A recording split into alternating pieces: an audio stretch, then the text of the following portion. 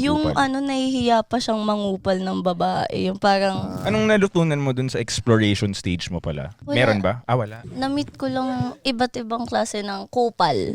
Ganun. So parang, na-differentiate. May variations pa pala. Na-differentiate ko yung mga kupal. Ito sobrang kupal. Ito medyo kupal. Ito kapapasok lang sa pagiging kupal. Ganun. Parang, Okay, ano ang definition ng hindi ko kakapasok akalain na lang? ganyan ka magsalita. Ay, no? Tinitingnan ko siya kanina, hindi yun in-expect kong okay.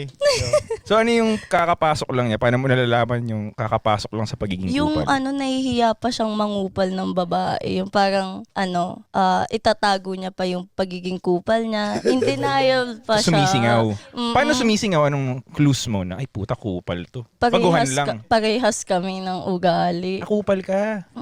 Naging kupal nga ako. Paano? Paano pares kayo ugali? Natuto ka doon sa 3 months na yon, ganun. Kasi Yung sobrang kupal na, paano yung sobra na siya? Like, veteranong ano na siya? Ay, hindi ko pa alam yun. Baka Wala ka pang na-encounter.